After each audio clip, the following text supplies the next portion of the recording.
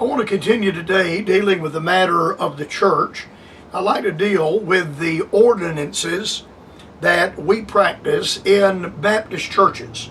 The word ordinance comes from two Latin words, and in their final meaning, they simply imply that which is ordered, or that which is commanded. That which is ordered, or that which is commanded. Now, among Bible-believing Baptists, and I'm a Baptist with a capital B, and I have not always agreed with every historic Baptist position. I am a dispensationalist, and I understand that there are many Baptists historically that have been amillennial. Well, I cannot embrace amillennialism at all, but I am a Baptist with a capital B. I'm a Bible-believing, King James Bible-believing Baptist. Among Baptists, we observe two ordinances. And the reason we observe two ordinances is because these are the ordinances we find dealt with by the Apostle Paul in the book of Romans. Now, one thing that differentiates Baptists from other people is the fact that we build our church doctrine, our faith and practice, our church polity on the Pauline epistles. One thing I have observed, and I have talked to Baptist preachers recently that are in agreement with this, we claim that we use the Pauline epistles as the basis of our faith and practice and build all of our doctrine on Paul's revelation to the churches, especially 1st and 2nd Timothy and Titus. And we follow the Apostle Paul until we don't. And I'm astonished at the number of Baptist churches, and fundamentalists for that matter, that go all over the Bible to build their doctrine. Many of them build doctrinal positions in Matthew. They go to Matthew 28 to get a Great Commission. They build doctrinal positions on the Gospel of Luke, on the book of Acts, especially the matter of deacons in Acts 6, and the men that were chosen in Acts 6 are not deacons. There's nothing in the text that says they were deacons. The criteria that were placed upon them is different than the criteria placed upon deacons that we find in 1 Timothy. Nothing is said about their wives, while a deacon who is otherwise qualified could be disqualified from being a deacon by his wife. That is not in subjection, not in obedience. Nothing is said about that in Acts 7. Then we have the idea that deacons are to serve tables and wait on tables, because again, the 7 in Acts chapter number 6 were chosen to wait on tables. But Timothy says nothing about that at all. And I'm a Schofield man. I use I have two Schofield Bibles here on my podium. But if Dr. Schofield did not put at the head of Acts 6 the first deacons, half of our brethren would not believe those are deacons, because there's nothing in the passage that says forthwith that they are, and for that matter, there's nothing in the passage to imply they are. We say we take our doctrine from Paul, and we build all of our church doctrine, our faith and practice, on the revelation of Paul, which is where we are to build our faith and practice, on the Pauline epistles. And good men, godly men, saved men, take their doctrine from Paul until they don't. And they run to Matthew 16:18 for the church, the birth of the church. And they put John the Baptist in the New Testament church, and they draw their Great Commission from Matthew 28, and they elect deacons from Acts 6, and they're just all over the Bible, rather than basing our doctrinal positions on the revelation that God gave to the Apostle Paul concerning the mystery of the body, the New Testament church. Now, this term, ordinances, is used by Bible believers to describe two institutions, or two ordinances that are established by Paul for the New Testament church. One of these is water baptism, and the other is a matter of the Lord's Supper. The Apostle Paul explains the order of the Last Supper in 1 Corinthians, and then establishes in the 11th chapter, "This do as often as ye eat in remembrance of me. Establishing the Lord's Supper, the table, as a memorial and a celebration of what the Lord and Savior Jesus Christ has done. The Lord's table is certainly not an altar, and yet Rome and all the daughters of Rome turned the Lord's table into an altar, and I have heard some Baptists that have done the same. They turn it into an altar. Now, there are certain erroneous views of the ordinances which I need to deal with. The Roman Catholic Church conceives that in some way the mere performance of these acts of baptism and the Lord's Supper will give them the new birth. It will confer upon the individual partaking of baptism or partaking of the sacraments, as the Roman Catholic Church would call it, that would confer saving grace upon them. There is nothing in the acts themselves that will bring saving grace. There's nothing mysterious about water baptism or the Lord's Supper. There is nothing miraculous about water baptism or the Lord's Supper. Now, did you hear what I said? I want to say that again.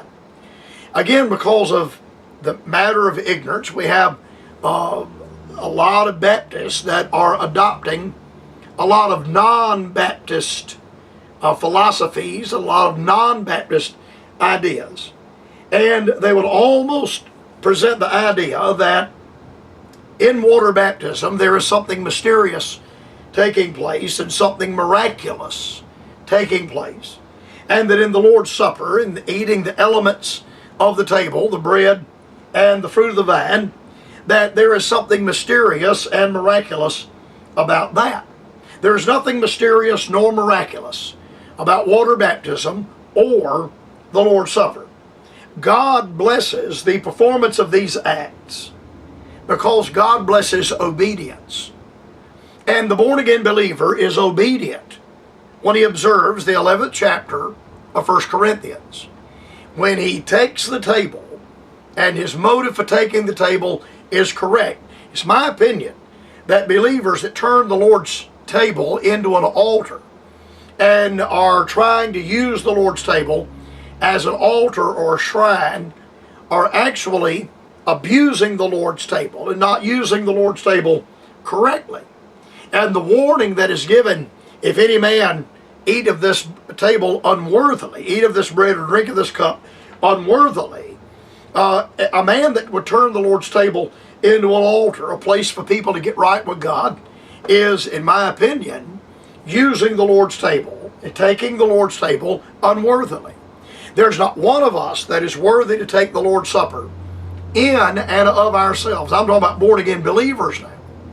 There's not a born-again believer capable of living close enough, sanctified enough, dedicated enough in the power and energy of your flesh as to be worthy to take the Lord's Supper in the energy of the flesh.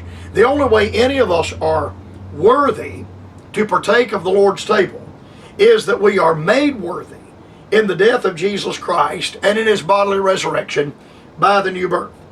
God blesses the performance of the believer that receives water baptism. God blesses that believer. Just as the believer observes the Lord's table, God blesses that believer. Because God blesses obedience, but God also blesses worship. And the matter of being water baptized upon a profession of faith, water baptism always follows salvation. It doesn't precede salvation. It follows salvation. Water baptism is not an element of salvation. If you're unsaved, when you go into the baptistry, you'll go in dry and come up a wet sinner. You'll go in a dry sinner, come up a wet sinner.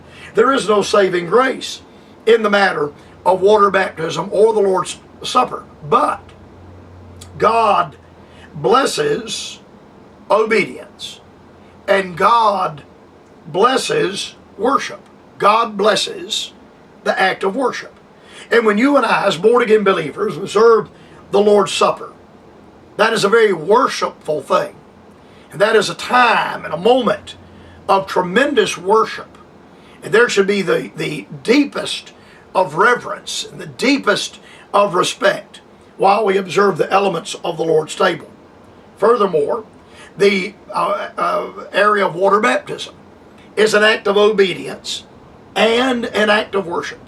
The congregation that is observing the baptism, whether they're being baptized in a baptistry or down at the river or down at the pond or a lake, they can engage in the matter of worship while they're observing the baptism of a man or a woman that is being baptized upon a profession of faith. Romans 6, verse number 3 and 4. Now there are others that have considered that these ordinances were intended as means of impressing the world. Paul gives a warning in 1 Corinthians 11:26 when he says, "But as oft as ye eat this bread and drink this cup, you do show the Lord's death till he come." By observing the Lord's Supper here, you are pointing or showing the fact that Jesus Christ died and that he's coming again.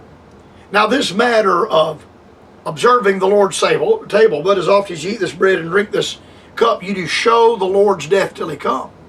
But this matter of showing is not intended to be shown to the outside world or the world at large. When we observe as a congregation, and I believe in open communion, I don't believe that everyone that receives the Lord's table necessarily has to be a member of that Baptist church where they're observing the Lord's Supper. We may have people visiting or traveling the highway, visiting with kinfolk, and if they are of like precious faith, if they are born again, baptized Baptist believers, their membership is in another Baptist church of like faith, and they believe the Bible, and they're with us, they ought to be allowed to observe the Lord's Supper. For many years at Tabernacle, we practiced an area of open communion, and there were many students from Bob Jones University that would come over on Sunday night to go to church. In fact, there were some parents that said, told their children, said, "I'll send you to Bob Jones, but you're going to have to attend Tabernacle Baptist Church as your local church." Now, I've just looked at my clock, and my time is completely gone. I want to continue dealing with this matter of open communion on the Bright Spot Hour tomorrow.